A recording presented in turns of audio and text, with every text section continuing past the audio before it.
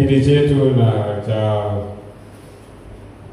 juma la maombi au juma la uamsho wa uwakili, na tunaendelea na mwendelezo wa pale tulipofikia jana, na tutaendelea pia tuangalia mambo mbalimbali. Tutaangalia mambo mbalimbali kama tulivyoangalia jana. Kama tukiendelea basi na tupate kuomba.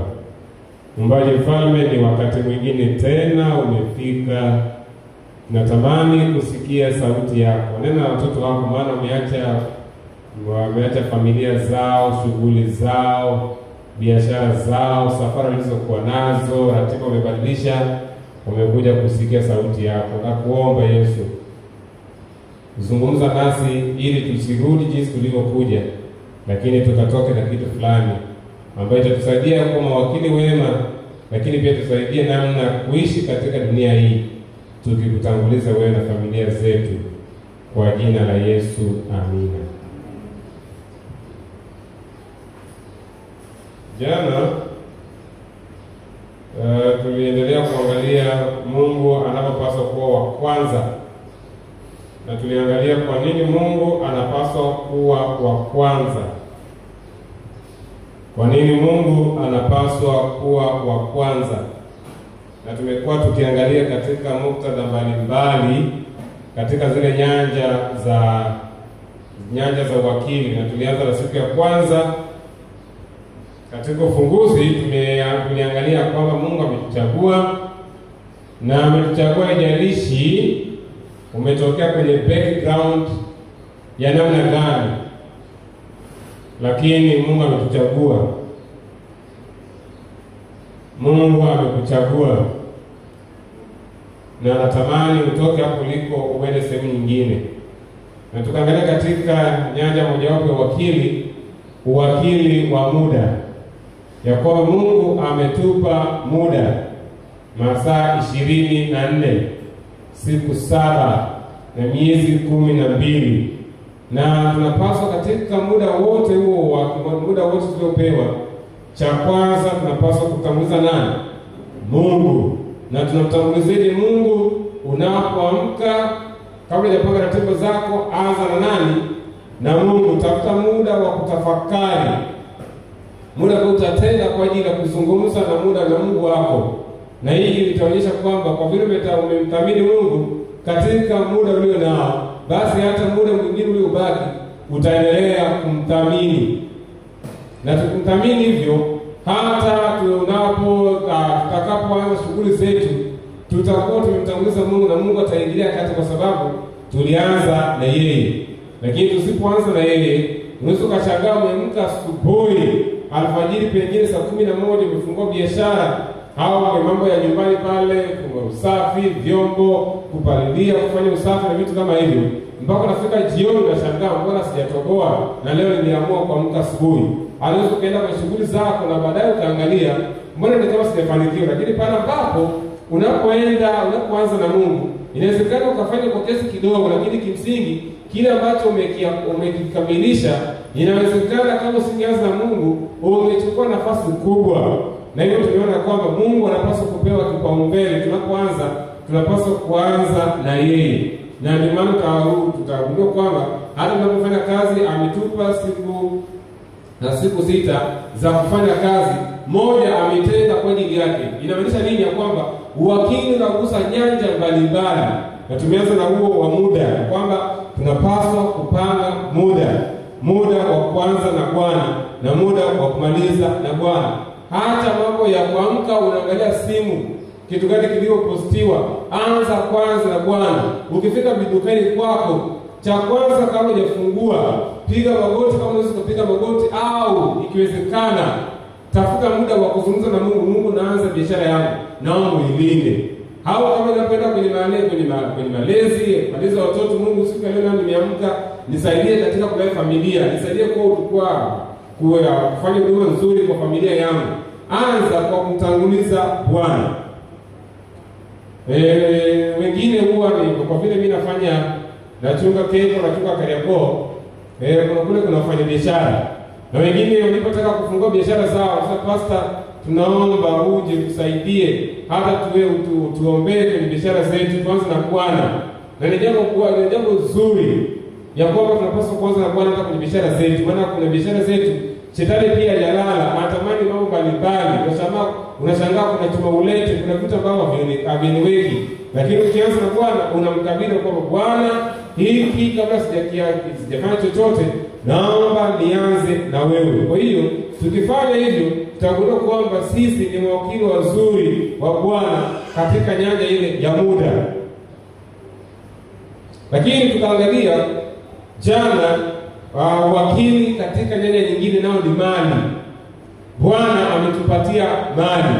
Na jana jioni kwenye maombi yetu tuliombea vyanzo vyetu vya mapato, tuliombea mapato. Kwa kuwa Bwana avibariki, aviongeze. Na kwa hiyo tuliomba hivyo kwa sababu tunaamini kwamba tukibarikiwa, kwa sababu kimsingi tumeshabarikiwa, na pale ambapo tunapobarikiwa tukimtanguliza Bwana anaweza akaviongeza. Baada ya kumwomba Bwana kwa wakili mwaminifu wa muda, Bwana akakupa tena mali. Katika mali hizo unapaswa kumtanguliza Bwana. Na tunaangalia kwamba Mungu anapaswa kuwa wa kwanza, na tukajiangalia jana jinsi utoaji wa zaka na sadaka. Ya kwamba ili uweze usigombane na Mungu, kabla hujafanya chochote, matumizi yoyote, cha kwanza tenda zaka na sadaka, alafu matumizi mengine yatafuata. Mara nyingi wengi tukipata hela, tukipata kitu fulani, tunaanza kwanza na kuanza ada. Tunatoa hela ya kununua matumizi, kama ni mchele, kama ni unga, tunatoa, alafu baadaye kinachobaki ndio tunaangalia leo Ijumaa. Sasa kesho naendaje kanisani? Leo ngoja niangalie hela fulani hapo kwenye mkoba hapa, anachungulia na kutaka 5,000, anatumbukiza hapo. Huo sio mpango wa Bwana. Bwana anatamani tuwe systematic. Tutoe jinsi alivyotubariki. Aliyembariki vichache atampata, hata aliyempa vichache, aliyebarikiwa kwa vichache atadai vichache, aliyebarikiwa kwa vingi pia atadai vingi. Na zaka vinaenda na sadaka. Zaka na sadaka 10%, 10% nyingine, na wengine wameenda extra, wametoa 30%. Kuna rafiki yangu, of course ni ndugu yangu, yeye aliamua kutoa zaka 10%, sadaka 10%, na 10% nyingine akaitoa akaiwekea ili ya wahitaji. Kwa hiyo akipata hela yoyote, cha kwanza anatenda 30%. Zaka na sadaka ataleta kanisani. Sadaka hii nyingine ya wahitaji anaitunza. Inawezekana akaitunza sehemu ambapo hawezi kuigusa. Sivyo kitokea kanisani imani kuna mhitaji amepatikana, anaenda kuchukua kwenye akaunti yake, analeta kwa wahitaji. Hawa akitembea barabarani akahitaji akakuta kuna mtu mhitaji, au pengine kuna mtu anatamani kufikira vitabu, anachukua ile ya wahitaji na unakuta na akiba. Na ukifanya hivyo utakuwa salama zaidi. Lakini tumeangalia na kanisa katika miaka hii mitatu inayokuja, kuanzia mwaka huu tunapomalizia, wamekuja na lengo kuu mbili. Lengo mojawapo ni uinjilisti, na lengo la pili ni uwakili, ambao tunazungumzia kwenye wiki hii. Wanatamani washiriki wetu, cha kwanza waende wapeleke ile injili kwa watu wengine, wakahubirie watu wengine, tukianza na sisi na familia zetu. Lakini tunapohubiria tuwahubirie kwamba Mungu ndiye mtoaji wa kila kitu, ya kwamba bila kumtolea Bwana hata injili haiwezi kufanikiwa. Tunaona vizuri. Na tutaangalia katika wakili katika nyanja hii. Na baadaye jana pia tutaangalia kwamba tunapaswa kuweka akiba. Mambo kipewa matumizi na baba amekuwa matumizi, jaribu kuminimize, jaribu kubana matumizi. Ikiwezekana kiasi kidogo kibakie, kiasi kikakusaidia baadaye. Au kama baba aweke akiba, mwambie baba, kwa nini tusiweke akiba? Kitabu kile cha Mithali kama si Mhubiri kinazungumzia Mhubiri 6 au Mithali 6. Inayozungumzia chungu. Ni kitabu gani? Ni Mhubiri ngapi? Ni Mhubiri au Mithali? Ni Mithali. Tunajifunza kisa cha chungu. Wale wadogo wadogo wao, kipindi ambacho kuna vyakula, wanaenda watafuta vyakula, wao wanatafuta vyakula wakila, alafu baadaye wanajiandaa kwa kipindi ambacho hakuna kuwa na vyakula, wanatunza. Hata kama mvua ikinyesha, kuna baridi wako chini kule, lakini vyakula wanavyo tayari. Na hata sisi tunapaswa kuwa na akiba. Msifu mojawapo ya wakili waaminifu ni kuwa na akiba, tunza kwa ajili ya matumizi ya baadaye. Na ndio tukaangalia, unaweza kutunza kwa namna mojawapo, unaweza kuchukua kiwanja chote huko mbali, uiteni akiba, itunze, itakusaidia. Mama ukipewa matumizi, jaribu kubana. Ni familia moja niwewe kuitembelea, baba yule akasema, pastor, mimi nashukuru nimepata mke. Mke wangu huyu amenisaidia sana. Nikasema kwa nini? Huyo mke anajua bajeti. Nikipatia ile matumizi, anaenda anafanya matumizi, anajaribu kuangalia matumizi na vitu vya kufanya, alafu kiasi kinachobaki anakitunza. Ila niambie, anakitunza. Siku nikashangaa, makochi ni nyumba nzima, akaleta makochi ya maana. Kwa ile nikamuuliza, leo umetoa wapi? Akasema hilo nilizokuwa tu unalipa zingine za matumizi na kwa biashara ndogo ndogo hizo niliamua kutunza, na leo nimeleta makochi. Siku nyingine baada ya tena kupita, akatunza hela. Kumbe alikuwa anatunza hela. Akamwambia mume wangu, nimekutana hela, natamani tuweke fence. Natamani tuweke fence nyumba nzima. Na fence ameweka kwa hela ya matumizi, kwa hela aliyotunza. Na akaweka fence nzuri. Na anafanya tu biashara tu za kawaida za mayai, vitu kama hivi. Akamsaidia. Lakini kuna watu wengine hapa anasema kazi ya mume ni kulisha familia na mke kuweka pesa na kununua viwanja. Mimi kazi yangu ni kujaza tumbo langu na kumzalia watoto. Nani alikwambia? Sisi kama mawakili wema tunapaswa kusaidiana, tunapaswa kuweka akiba na kuangalia namna gani tunaweza kuwa mawakili wema. Lakini kama tunapokuwa mawakili wema, tunapaswa kukumbuka kwa Mungu anapaswa kuwa namba ngapi jamani? Namba 1. Tumekuwa na statistics kwa 2000 nimesahau kama sio 2016 ni 2020 sijajua. Tukiangalia kwa union zote mbili, wanaotoa kwa mpango zaka na sadaka huwa wako asilimia 25. Nadhani kama sio 23 ni 25 kwa kanisa zima, na nikaribia makanisa yote. Yaani hapa Keko kama tuna washiriki 100, washiriki 25 ndio wanaolibeba kanisa hili. Na kuna wengine wanatoa zaka peke yake, sadaka hawatoi. Na sasa sadaka usipotoa, feni hizi zitakaribishwa na nini? Maana wengine wanasema ya kwamba mimi natoa sadaka yangu natolea kwa wahitaji, sadaka yangu iko kwenye majengo. Mungu anapokusudia ya kwamba tutoe zaka tunajua kwamba ni kwa ajili ya kuendeleza kazi ya Bwana kwa wachungaji na mishahara na wafanyakazi wengine. Lakini sadaka inatusaidia katika mambo mbalimbali ya uinjilisti na elimu na kanisa mahalia. Na ndio maana hata mibali tungekuwa tunatoa zaka na sadaka kwa uaminifu, hakungekuwa na michango mingi kanisani. Lakini angalia, unakuta mtu nimekuwa pia kama sijawa mzee wa kanisa, nilikuwa shemasi. Unakuta mtu mshiriki ametoa zaka 400,000, sadaka hajatoa chochote. Huyo sio wakili mwaminifu. Maana hivi vitu ni kama shilingi vinavyoendana. Zaka na sadaka huwezi kuvitenganisha. Lakini mara nyingi hata tukiangalia kwenye risiti zenu, unakuta mara nyingi zaka ipo. Au unakuta zaka ni mtu ametoa kwa vizuri kabisa, lakini sadaka unakuta iko chini. Lakini kimsingi sadaka inapaswa kuwa kubwa kuliko zaka. Mliwahi kugundua hicho? Hawajawahi kugundua. Maana zaka Bwana alisema ni moja ya ngapi? Ya 10 ya pato lako. Mungu atamani kujipendekeza kwako, usiongeze wala usipunguze zaka. Ila ukitaka kujipendekeza kwa Mungu, jipendekeze kwenye nini? Sadaka. Tumeelewana watu wa Mungu? Zaka Mungu alisema ni moja ya 10. Na ndio maana hata kipindi kile cha Israeli kulikuwa na sadaka nyingi. Sadaka za dhambi. Kulikuwa sadaka za shukrani. Kulikuwa na sadaka nyingi, ziko kama sadaka kama 5 hivi, ambazo kimsingi ulikuwa ukiziangalia zinakuwa ni kubwa zaidi kuliko zaka. Ile zaka ilikuwa iongezeki, ni moja ya 10 ya pato lako. Tunatolea zaka wapi? Zaka na sadaka tunaitoa wapi? Tunaitoa zaka kwenye mapato tunayoyapata. Maana hapo pia kuna changamoto. Zaka na sadaka inatolewa kwenye mapato yetu. Leo nimepokea 10,000. 10,000 hiyo inakuwa ni pato. Kwenye pato hilo, kwa sababu pato ni kile ambacho unaweza ukafanyia matumizi yote. Kwenye pato hilo unaanza kutenga zaka na sadaka, alafu matumizi mengine yanaendelea. Lakini tuseme wewe ni mwanafunzi, maana hapa anajaribu pia kujibu maswali, wengine ndio wanakuwa na maswali mengi. Wewe ni mwanafunzi, unatamani kurudi chuoni au sekondari whatever. Baba kakulipia ile, akakupa ile ada. Ada ni milioni 6. Milioni 6 nyingi. Okay. Na tukitaja milioni 6, lakini kuna milioni 6 tumetoka kulipa hivi karibuni, ila siwezi kukwambia ni wapi.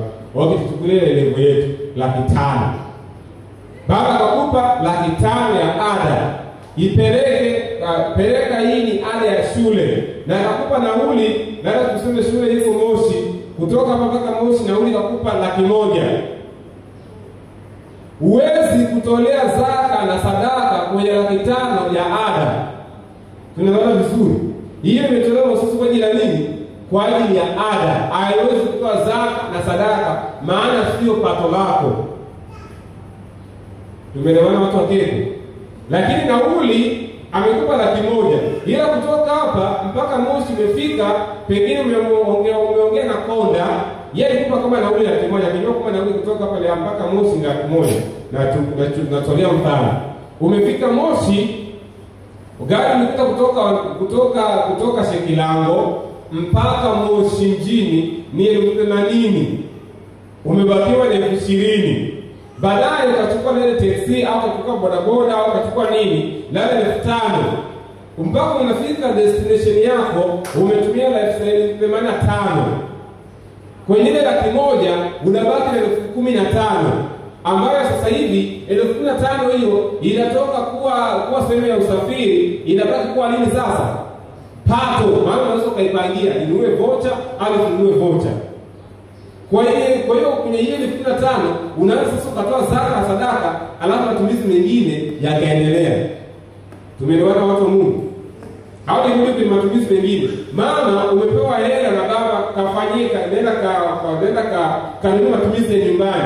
Kanunua watoto viatu, kanunue matumizi, amekupa matumizi, let's say amekupa 300,000. 300,000 hapo nunua mavazi ya watoto, nunua chakula na vitu mbalimbali. Na baba baadaye hata kudai. Ila vitu vingine kwa sababu ushavinunua, ulinunua vyakula, ni kweli vyakula vimenunuliwa, watoto walinunuliwa, kama ni nguo, kama ni viatu. Baadaye kuna matumizi yako umebakiwa na 30,000. Kwenye ile 30 ambayo ya kwako sasa sio baba tena. Hiyo 30 ni inabaki kuwa pato kwako. Unapaswa kutoa zaka na sadaka. Tumeelewana watu wa Mungu? Sijui kama tumeelewana vizuri. Maana kuna maswali mengi kwa yanajiuliza, na hivi naweza nikatolea zaka. Nirudi tena kwenye mfano mwingine. Wewe umetumiwa hela na mtoto wako. Mama, nimekutumia hela ya mwezi huu. Utajua utakaofanya. Mamangu nimekutumia hela, nimekutumia hapo kwenye muamala hapo 100,000 hapo. Kama imekuja hakuna specification ya matumizi, hiyo hela unapaswa kutoa zaka na sadaka, maana nipata kwa kutaipangia matumizi. Lakini kama mtoto kakutumia, mama nimekutumia 100,000, hiyo 100,000 hebu katunue vyakula na mahitaji unayohitaji, unaanza kwa uwezo kutoa zaka na sadaka, kwa sababu ile ilivyokuja imekuja ikiwa na qualification kwamba ni ya matumizi yanayokuhusu. Kwa hiyo fanya matumizi kama ni kwenye chakula, nenda kanunue vyakula, kitakachobaki kama kikibaki, hicho kitu tunaweza kutolea zaka na sadaka. Kisitobaki hatutolei zaka na sadaka. Lewa kwenye nini? Kwenye pato. Turudi kwa wafanyakazi. Wafanyabiashara, unauza mchele, unauza mayai na unauza vitu mbalimbali. Kama unatoa zaka na sadaka, unatoa kwanza matumizi uliotumia. Tunaelewana vizuri? Matumizi uliotumia, unauza let's say mayai, au unaenda pale Kariakoo kununua nguo na vitu kama hivi na duka lako. Unapiga nimepanda bodaboda mpaka Kariakoo kwenda na kurudi, utumie kwenda 2,000, kurudi 2,000. Na wewe unatumia 4,000. Haya, unapigia kama unawala na usafiri wako, nimeweka mafuta 5,000. Nimeenda kununua vitu, unapiga matumizi matumizi yote. Unakuta kama unakaa kwenye pango nyumba, kama ni frame uliopangisha, kwa mwezi unalipa kiasi gani, unaitenga matumizi hayo na kila kitu, alafu baadaye unaangalia faida iliyopatikana. Faida iliyopatikana kwenye ile bidhaa. Hiyo faida iliyopatikana ndio inatolea zaka na nini? Na sadaka. Zaka itolewi kwenye mapato, kwenye matumizi, kwenye mtaji, ile inatolewa kwenye faida iliyopatikana. Ulikuwa na mtaji wa 100,000. Umeenda Kariakoo, umenunua nguo na vitu kama hivyo, ulikuwa ni 100,000, baadaye ukaja ukaviuza vyote, ikapatikana 120,000. Unatoa ile pato, ile mtaji uliokuwa nao 100,000, 20,000 ambayo ni faida kwako, unatoa zaka na sadaka. Lakini wewe ni mfanyakazi, umeajiriwa, tunatoa zaka na sadaka kwenye net profit. Tunatoa zaka na sadaka kwenye mshahara tulio nao. Atoe zaka baada ya kutoa NHIF, umeshapata makato ya NHIF, makato ya tax, makato ya kodi na vitu vingine. Tunatoa ule mshahara ulioambiwa kwamba sisi tutakupa mshahara kiasi hiki. Umeelewana? Kama mshahara wako umeajiriwa, unapewa 500,000. Unatoa zaka na sadaka kwenye 500,000. Haijalishi umekopa au hujakopa. Maana kuna watu wengine wakuta amekopa labda ana mshahara 500,000, alafu kwenye mshahara amekopa labda kwa mwezi badala ya kupokea 500,000 anapokea 200,000. Unapaswa kutoa zaka na sadaka kwenye 500,000. Tunaelewana watu wa Keko? Unapaswa kutoa zaka na sadaka kwenye mshahara wako kabla matumizi mengine. Maana NHIF ni matumizi tayari. Ni kama ambavyo utakapotoa nauli. Na kwenye nini? Tuseme kwenye nini tena kingine ambacho tunakata NHIF, tunakata NSSF, tunakata vitu fulani hivi. Hivi vyote hivyo, maana kuna wengine wanakata kwanza NHIF, NSSF na matumizi mengine. Alafu kama ni 500,000 umeshakatwa, zimebaki 400,000. Alafu 100,000 ndio sasa naanza kukalkulate zaka na sadaka. Hapana. Tunatoa zaka na sadaka kwenye mshahara ule wa kwanza ambapo ulitangaza kwa wewe mshahara wako kwa mwezi itakuwa ni kiasi fulani. Huo ndio tunaotolea zaka na sadaka. Kama umeenda baadaye ulikuwa nakata kwenye NSSF, ni ulishatolea zaka na sadaka, na baadaye umestaafu. Ukistaafu utatoa zaka. Kwa vile umeshatoa zaka kwenye mshahara wako, utatoa nini? Unapopokea ile inaitwa ni pension. Wewe unapopokea pension, kwa sababu ulikuwa nakatwa hela zako na hela za mwajiriwa na hela za mwajiri, kwenye zaka wako ulitoa nini? Zaka na sadaka. Hela za mwajiriwa zikufanyeje? Azitolewa zaka na nini? Na sadaka. Utakalkulate zile za kwako ambazo unatolea zaka, hauwezi kutoa zaka tena. Ila zile za mwajiriwa ambazo alikuchangia, unapaswa kutoa zaka na sadaka. Si watu Mungu, najaribu kuelezea na mnaelewa, au nimemchanganya mtu? Wangapi umeelewa? Wangapi they are totally confused? Watu wa Mungu wameelewa. Bwana wabariki. Nadhani nimejaribu kugusia hayo maswali machache ili yaweze kutusaidia katika kuwa mawakili na kanuni ya kanisa. Hii iliyofanyiwa hakikisho hii ya toleo la 21 ya mwaka 2025 imekuja na kanisa kwa ujumla waliadhiria kwamba kama mshiriki hatoi aonekane kwenye jicho la kanisa, hapaswi kuwa kiongozi. Kama mtu macho yake yameng'atwa na nyuki, hayaoni, nadhani wangapi wanaelewa jicho la kanisa? Jicho la kanisa ni utaratibu unaokuwa na kanisa wa kujua mwenendo wa mtoaji wa mshiriki kwa ujumla, ili kusaidia na kumshauri pale ambapo kunakuwa na changamoto. Kwa hiyo kama mimi ni mchungaji, kwenye jicho la kanisa mtu wakili na kamati ya wakili wanaangalia matoleo, huyo mshiriki anatoa zaka kiasi gani, sadaka kiasi gani. Ila hata siku nyingine wakija kukutembelea au mchungaji akija kukutembelea, anakuwa anaangalia jicho la kanisa. Anaangalia, je, unachokitoa kulingana na kipato chako, je, ni sahihi? Na hiyo pia ni sehemu ya kukusaidia ili uweze kujitathmini kwamba hivi namtolea Bwana. Na kule Mafia nilikuwa taratibu ambayo inawezekana baadaye kwa mtaa huu nikauanzisha, ni taratibu mzuri tu. Nachukua database yote, na bahati mbaya hapo Kariakoo hakuna, hapa Keko hakuna kompyuta. Database ya washiriki wote matoleo yao. Alafu naandika jina la kwanza la kila tatu. Kwa urogo tunakuangalia mwezi wa kwanza, mwezi wa pili, mwezi wa tatu ulitoa kiasi gani kulingana na jinsi Bwana alivyokubariki. Jamani, la kitu kingine na mtoka ni washauri.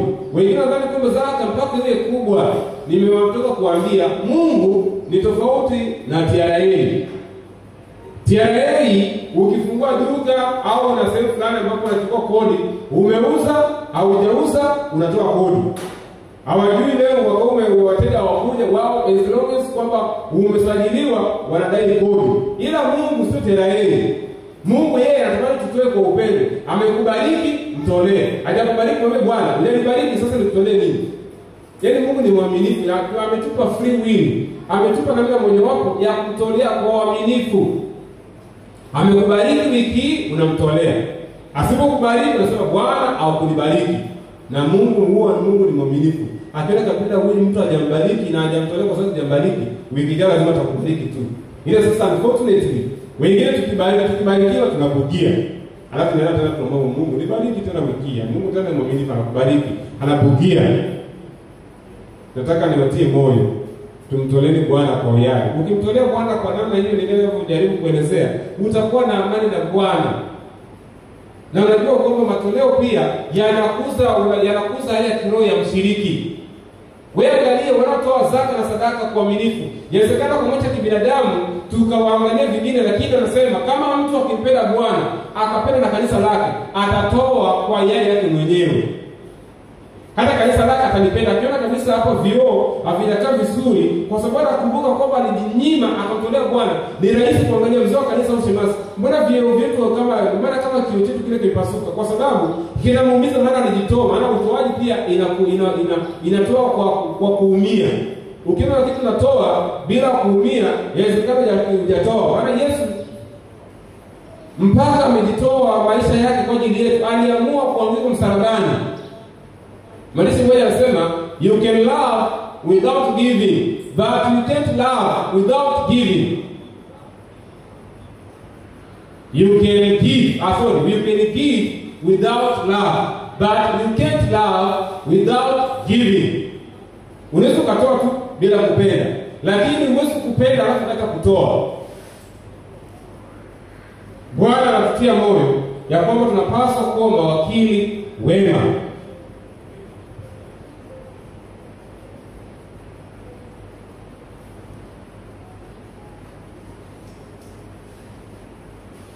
Kwa nini Mungu anapaswa kuwa wa kwanza? Tunapokaribia kuhitimisha, twende kwenye maombi. Kwa nini Mungu anapaswa kuwa wa kwanza?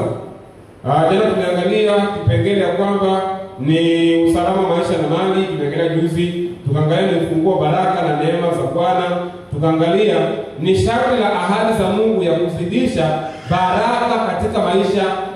Ni sharti la ahadi za Mungu ya kwamba tukifanya Mungu wa kwanza, anasema itakuwa ni sharti la ahadi za Mungu. Tunapomtolea Bwana na kufika kwa kwanza, ni sharti la ahadi za Mungu ya kuzidisha. Utafuteni kwanza ufalme wake na haki yake, na hayo yote mtazidishiwa. Bwana ameahidi sio tu kuongeza baraka zake kwa wale wanaomtanguliza, lakini pia ameahidi kuzidisha baraka hizo katika maisha yao. Si swala la kufanya mahesabu ya kuongeza baraka, bali ni mahesabu ya kuzidisha baraka. Lakini anasema kwa nini tunapaswa kuweka Mungu kuwa wa kwanza? Ni kanuni muhimu ya maombi yanayojibiwa. Bwana Yesu anawafundisha wanafunzi wake kusali ili waombe na sala zao zijibiwe. Wanapaswa kuomba kwa mfano huu: Baba yetu uliye mbinguni, jina lako litukuzwe, ufalme wako uje, mapenzi yako yatimizwe hapa duniani kama huko mbinguni. Utupe leo riziki zetu, utusamehe deni zetu kama sisi nasi tuwasamehevo wadeni wetu, usitutie majaribuni, lakini tuokoe na ile mwovu, kwa kuwa ufalme ni wako na nguvu na utukufu hata milele. 6 aya ya 9 mpaka 13. Sala ya Bwana inaanza na mambo ya Bwana Mungu na inahitimisha na mambo ya Bwana Mungu. Ili sala zetu zijibiwe, ni lazima Baba wa mbinguni apewe nafasi yake stahili katika maisha na katika sala. Ni kanuni muhimu ya maombi yaliyojibiwa. Lakini kwa nini tunatoa kwa nini tuweke Mungu kuwa kwanza? Ni kanuni ya usalama, ulinzi na ushindi. Yoshua 6 aya 17 mpaka 18. Lakini ni kanuni ya msingi ya mafanikio ya kweli. Ya kwamba tukifanya Mungu kuwa kwanza, anasema itakuwa ni kanuni mojawapo ya msingi wa mafanikio ya kweli. Nimalizie kwa jambo hili. Jambo hili linalohusu wanafamilia. Na hili linahusu wanandoa, lakini hata wale ambao hawajafika kwenye ndoa inaweza ikawasaidia. Mambo ya kuzingatia katika kusimamia fedha na mali. Mambo ya kuzingatia. Tumeangalia huku nyuma namna kuweka Mungu wa kwanza ili uweze kufanikiwa vizuri kwa mtu wa akili na katika familia yako. Unapaswa kumtanguliza Mungu. Tumekwisha kuangalia. Tunapaswa kumtanguliza Mungu. Uwe na mpango wa fedha wa familia. Unapaswa kuwa na mpango wa fedha. Lazima uangalie matumizi ya Mkristo daima yatakuwa kwa namna fulani. Cha kwanza tukikwisha kuzunguzia, nitaongezea tips zingine leo kabla tujamalizia. Cha kwanza, zaka na sadaka unapaswa kuzitenga kadri Bwana alivyowabariki. Lakini pia unapaswa kuwa na matumizi ya kuweka akiba ili uweze kufanikiwa kama familia. Na hata kijana ambao hujaoa, tafuta pia, angalia binti unayemtumia, angalia huyu, je, ana mwelekeo wa kuwa na akiba na kutunza matumizi? Maana binti tunataka kumtumia, kila saa tunataka tuende tu KFC, pale Kariakoo, pale Fire. Siku nyingine nataka Jumapili unaonaje tusiende Kokobi, tena Kokobi pale ni Swahilini. Tuende White Sand. Lakini ukiangalia White Sand kingine ni 10,000. Haujakaa sawa, anakupiga na kitu kizito. Siku nyingine anakupeleka tena sikwende wapi. Unashangaa kwa wiki au kwa mwezi matumizi yamekuwa ni makubwa, ukidhani kipato ni kidogo. Baadaye unasema mbona kama nataka kufilisika. Na watu walivyo waovu, anafilisi kwanza, akiona unaweza kufilisika, anasema unaona mwanaume hana issue. Hana issue wakati wewe ndiye mfilisi. Na wewe kwa nini ukubali kufilisika? Hana kutuna, unadhani ukitoa sana jamani, vijana hapa. Wadada hao na wadada nao tunabidi tuwaombee. Na mwanaume na mwingine anadhani ya kwamba akitoa sana ndio sasa anaonekana anapendwa. Niwepo na rafiki yangu mmoja, rafiki yangu ndio japo pia msiubaini sana. Lakini binti naacha kumomba sana. Nasema ile makambi na nguo ya makambi, kuna juma na wakili nataka nguo mpya, una wazazi. Yaani watu wengine wamefanya wanaume kuwa vitega uchumi. Hela makambi kwani mzazi wako amekufa. Hapo mimi sijapeleka mahali, lakini nimepewa list ya vitu vingi vya kufanya.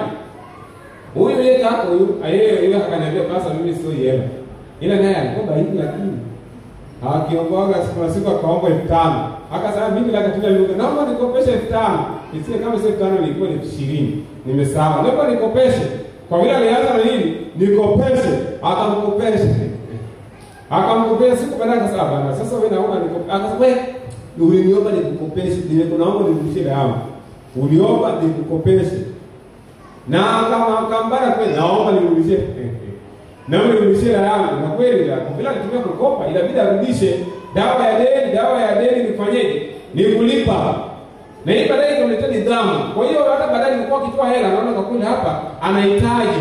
Lakini kuna mwingine tu anatoa tu. Umekutana tu siku ngapi unatoa hela. Anakwenda kwa kitega uchumi badala kwa uzikisha sana. Maana mwenyewe hana hela. Lazima uangalie huyu binti unayemtumbia au kwenye mama huyu. Je, anapanga matumizi yake vizuri? Maana kuna mama wengine hapa, niliwahi kuona mama mmoja kule kijijini. Baba anahangaika kupambana na maisha. Anapambana kweli. Na kwa vile kule tunaendaga kule kulikuwa na magulio. Yanatokea mara moja once per week. mara moja kwa wiki, ikitokea kama Jumatano. Kwa hiyo kuna siku ya Jumatano ambapo ndio sasa wao wanatoka vijiji vingine wanaleta samaki na vitu mbalimbali. Baba kwa vile na hasa anatamani kustruggle ile familia ifanye vizuri, ikifika siku ya anatoa matumizi makubwa. Anaweza kaomba labda mama 10,000 kipindi kile miaka 2000 au miaka 2010 ilikuwa ni hela ndefu au 5,000. Maana kumbuka nilitumia mpaka shilingi 50. Unaenda kununua dagaa wa kutosha, shilingi 50 wa kutosha. Mimi si jenzi sinaangalia hivi. Tumetumia shilingi 20. Unaenda kununua miwa. Unaenda shambani unarudi na miwa ya kutosha, una shilingi 20. Mama wewe, shilingi 20, sio 200, shilingi 20. Unarudi miwa ya kutosha. Sasa huyu baba akanajaribu kutoa hela. Anamchukua siku ya soko, anampa yule baba hela, akafanya matumizi. Mama alikuwa na tabia mbaya na kula za kutosha, hatanunua miwa. Siku hiyo siku ya kushughulikia miwa. Mara katoka huko kanunua maandazi, akatoka huko amenunua vitumbua, akatoka huko amenunua chungo, yaani amekuja na vifurushi. Ila angalia sasa vitu alivyonunua. Ananunua vidagaa na vitu vingine ambavyo havina maana. Na wakati baba alitamani siku hiyo ndio familia wale vizuri kama ni samaki wa kutosha. Ila mama anatembea barabarani pia kwa anakula familia ijali, hajali matumizi. Na kuna wengine wezekana hapa keko hapo. Baba anampa hela vizuri, anakimbilia chipsi. Anatoa matumizi, anafanya vitu vingine. Lakini ili tuwe watu wazuri kwenye familia ambao wanaweza wakawa na mtiririko mzuri kama mawakili, fuatilia mambo kama haya. Toa zaka na sadaka, mpangilie kwenye matumizi yako, weka akiba, lakini pia weka dharura ikiwezekana inaweza katokea ajali au vitu vya dharura. Alafu anza kupangilia chakula, anza kupangilia mavazi, kodi ya nyumba, mambo ya shule na mengineyo. Haya inaweza kawa ni ya mhitaji au ile ya mke wako ya mavazi. Anaweza kaangalia mradi wa shamba na vitu mbalimbali, naenda kununua sofa, fedha kwa ajili ya picnic na vitu kama hivyo. Anza kupangilia matumizi yako vizuri. Baada ya kutoa zaka na sadaka, weka akiba. Nazungumzia sana kuhusu swala la akiba. Wekeni akiba. Jana nilizungumzia mfuko mmoja wa UTT. Nikamwambia tunaweza tukafungua mfuko wa UTT AMIS. Ukawekeza huko. Ni zaidi kama ile kuweka benki. Lakini unaweza ukafanya mradi mwingine kwenye mambo ya vikoba na vitu kama hivyo ambavyo vitakusaidia kutunza hela yako. Lakini pia pangilia mwezi huu mtanunua vitu gani, pengine ni mavazi na vitu kama hivyo, ili kama familia mnapaka kwamba tulipaka 1 2 3 tunaifanyeje, hii itawasaidia. Lakini kitu kingine, kama wana familia mnapaswa kuwa na matumizi ya pamoja. Acheni mambo ya wale watu ambao si mjua Mungu. Changu chako chetu. Kama Wakristo mnapaswa kuwezekana muwe na akaunti hii. Jamani, akaunti hii ambayo mnaweza mkaimonitor. Maana mtaweka huyu ameweka akaunti yake na mtaweka kaweka akaunti ni moja, mtu kaingiza kiasi fulani kama ni kidogo na mtu mwingine naye kaingiza kiasi, mume naye kaingiza kiasi kidogo. Ni rahisi hela hizi kutoka bila huyu mtu kujua. Na kama ikijua lazima uulizane, unachukua hela hii unaipeleka kwa matumizi gani? Anasema naichukua tunakubaliana, kuna sasa hivi ni mama mkwe ana shida, hebu hata tuchukue kiasi fulani, mnakubaliana.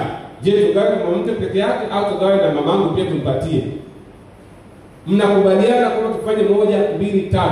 Lakini kuna watu wengine ambao baba anafanya matumizi baba anashangaa tu kuna hivi hapa.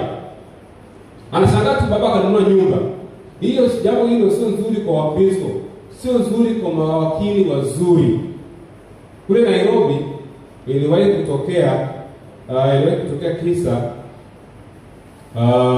sijajua nini simulia, nimeshasahau, lakini kuna kitu cha kujifunza. Ila alisema ni nchi ya Kenya. Ya kwamba kwenye familia hii baba alikuwa na matumizi, baba na mama ni kana kwamba kila mtu alikuwa anafanya kitu yake. Mama alikuwa anapata hela anajenga, anapata hela anafanya hivi, miradi mbalimbali, hamshirikishi baba. Na siku moja mama ndiye alikuwa na hela, siku moja alikuwa amejenga apartment kubwa mjini Nairobi, apartment kubwa, magorofa ya kutosha. Na bahati mbaya ile mama akapata ajali akafa. Ila baba familia walikuwa wajui. Kwa hiyo wakakaa mwaka upangaji wale wakakaa kwenye ile nyumba mwaka wa kwanza. hakuna dai kodi. Mwaka wa pili hakuna dai kodi. Mwaka wa tatu watu wakashangaa, maana yeye atadai kodi. Akatokea msela fulani akasema, hapa inawezekana mwenye nyumba ni kama yupo hivi. Siku akaja akatokoa vile vispika vile na tangazo. Nilikuwa nimesafiri, kuna watu wengi hawajawahi kutoa kodi, sio mwenye nyumba lakini. Kuna watu hawajawahi kutoa kodi. Na miaka imepita kutosha. Kama unajua tunakudai kodi, kuanzia kesho nitakuwa pale ofisini, leteni hela, leteni kodi zenu, na sisi tutafungia. Watu wakaniminika chini kutoa hela, watu wanatoa lipa kodi. Kodi ndizo rundika kwa muda mrefu. Akatoka na za kutosha, baada ya kuona amepiga hela akapotea. Baada ya kuona kama muda mrefu, baadaye serikali wakagundua ile nyumba, wanapokuwa wanafuatilia kuhusu kodi za nyumba na nini, wakagundua nyumba hii ni kana kwamba mmiliki wake hajulikani. Kumbe ni mama alikuwa amekufa muda mrefu na hakuna anayejua kwamba aliwekeza kwenye ile nyumba. Na ikawa tena serikali ikaitaifisha, ikawa ni mali ya serikali. Ila wazira mwenyewe kwa baadaye baadaye kwamba mwenye mmiliki na mume wa ile mama yupo. Ndio baadaye wakafanya mambo mengine, lakini kimsingi walikuwa wameshapoteza ile nyumba kitambo. Kwa nini nazungumza haya? Tunapaswa sisi kama Wakristo, watu wa Keko, katika juma hili ya wakili, mshirikianeni vijana, mna wale ambao mtawaoa, jaribu kushirikiana, acheni na mambo kule nje. Hata hivyo tumekutana mwanaume kubwa, mwanaume anasindua akaunti yako. Hawa ni watu ambao hawana mpango wa kuishi maisha yenye furaha. Ili kwa sisi mawakili wema, chako kinapaswa kuwa changu na chako kinapaswa kuwa cha kwako. Tumeelewana watu wa Keko? Matumizi jaribuni kupanga pamoja. Hii hata siku moja baba akikosa hela, na mama anajua kabisa baba hana hela. Kwa sababu kila siku anaiona, anaona kabisa baba kwa kweli mwezi huu hajaingiza. Lakini kila siku unatolea hela mfukoni. Kama kuna jamaa mmoja alivyoenda kutolea hela ya majengo, waliteli kwa ile majengo sio gani, akaenda chooni akamuomba hela, jamani tulie mchango kanisani kama tunavyoona hapa. Mzowina na kwa jamani tukijali siku ya majengo, watu wanapitisha bakuli hapo, mtu anatoa 1,000, anatoa 5,000, ila ndani huko kuna budunguti la hela. Bahati mbaya ilikuwa ni vyo vile vya shimo. Hicho nacho kitu simuliwa, sijui ni kweli sijui. Ilikuwa ni vyo vya shimo. Mwanamume alipoenda kututumaa mara budunguti lote la hela tubui chooni. Akasema lazima ibomolewe. Akasema jamani huyu tukachanganyika kimomolewe. Lazima kibomolewe. Kitu gani? Lazima kibomolewe. Kumbe budunguti la hela limetumbukia chooni. Na huko alishasema hana hela. Na kuna wanaume wengine hapa nao ni wabahiri. Baba anamuuliza, "Baba tupatie hela kidogo ya bodaboda nenda kanisani." Sina hela. Anakusubiri umelala, umeachapa mdomo. Anaangalia kwenye mfuko wako anakuta kuna 5,000 au kuna 20,000, anachomoa 10,000. Maana huwezi kumuuliza, "Jamani kuna hela niliacha hapo." Unaenda tu wakati unasema una hela. Kwa nini ukuta baba anakutumia ndani kwa ndani? Maana wakumuuliza akuuliza sababu baba ndio anakudanganya na unasema una hela. Kwa hiyo siku ile jamani watu hapo wametimisha, tunajikumbusha kwamba ili tuwe mawakili wazuri, tunapaswa kuwa na matumizi mazuri ya familia. Usitumie matumizi ambayo ni nje na kipato ulicho nacho. Na kitu kingine tulichojifunza ni kwamba kama wana familia, jaribuni kukaa meza moja kuangalia vipaumbele ni vipi, na ikiwezekana vitu vya familia viwe na mpangilio. Mtu mmoja asifanye tu matumizi tofauti. Hata kama una gari au una bodaboda, mfundishe mke wako anaanza kuendesha bodaboda, peleke sehemu fulani hivi, anajifunza bodaboda. Siku nyingine inawezekana kukufika huko mbali huko na huko peke yako, hakuna atakaye kusaidia. Lakini kama umefundisha bodaboda ndio rahisi kupata bodaboda na kukimbiza ustahili. Lakini kama vitu vyote haufundishi rafiki yako, inawezekana baadaye ukafikia wakati ukakwama. Kwa hiyo mambo mengine jaribu kufanya kwa pamoja. Sisi ambao ni Wakristo kama wakili wema, kwa vile ni mume na mke, mnapaswa kufanya vitu hivi kwa kushirikiana, na itawasaidia mtashauriana vizuri zaidi kuliko kuifanya peke yako, haitakuwa jambo jema. Kwa hiyo naomba leo tuishie hapo. Tuishie hapo katika mtiririko matumizi. Tumeshazungumzia uwe na mpango wa fedha wa familia, tumeshazungumzia namna gani ya kuifanya, na tumeangalia kwamba tukifanya hivi tukianza na Bwana atatubariki hata katika maisha yetu. Tumezungumzia namba 3 ni uwe na bajeti ya familia. Hiyo pia tumeangalia namna ya kuwa na bajeti ya familia na unavyopanga mambo mbalimbali. Kwa nini tuwe na bajeti? Bajeti muongoza mtu kutumia fedha zake kulingana na kila anachopata. Ni kifaa muhimu sana cha kusaidia mtu kujikwamua kutoka katika utumwa wa madeni, au kusaidia mtu kutumia kidogo anachopata kwa manufaa makubwa. Ni mpango unaomwezesha mtu kutambua kwa hakika kile anachopata kwa halali na sio zaidi yake, na kumlinda kutotumia kile ambacho sio chake. Kumsaidia mtu kujiepusha na madeni yasiyo ya lazima, humwezesha mtu kuwa na matumizi mazuri ya manufaa kwa familia yake. Ni kifaa kinachomwezesha mtu kufikia malengo makuu ya maisha yake. Humongoza mtu kushughulikia mambo makuu na muhimu ya maisha yake. Kifaa muhimu cha kumongoza mtu kufanya maamuzi muhimu ya matumizi ya fedha anazopata. Ni dira na mwongozo muhimu katika masuala ya fedha ambayo humsaidia mtu kupangilia vyema mambo yake ya sasa na yale maisha ya baadaye. Mpangilio mzuri wa bajeti ya mtu husaidia mtu kujua uwezo wake wa kifedha na kutoa changamoto za kuongeza mapato yake ili kumudu changamoto mbalimbali za maisha. Ukiwa na bajeti itakusaidia kuwa na dira na itakusaidia kuepuka hata madeni. Na mimi nashukuru mamangu, kitu ambacho miongoni vitu alivyonifundisha ni kutokopa kusipokuwa na mpangilio. Mamangu ukipita tunauza vyombo kama hivyo kwenye bajeti yake, hata kama ilikuwa ni mtaji haichukui. Ile akikwambia naomba nipatie chombo kitu fulani au kitabu hiki nitakupatia Ijumaa, anawaambia kwamba Ijumaa atakipata. Lakini usije ukaingia kwenye madeni au uenda kitu kizuri na kichukua, hujui kwamba utakilipa wapi. Utaingia kwenye madeni ambayo kimsingi ulipaswa kujiepusha navyo. Kwa hiyo tukiwa na matumizi mazuri, tukapanga na bajeti, itatusaidia namna ya kuishi vizuri. Maana kumbuka, madeni ukiwa na deni huwa unakuwa ni mtumwa. Lakini Bwana anataka sisi tusikope, ila tukopeshe zaidi, kwa sababu tutakuwa mawakili wema katika nyanja hii ya wakili na tutafanyia kazi. Baada ya kusema hayo, niseme tu Bwana atubariki kwa siku ya leo, kwa jina la Yesu. Amina.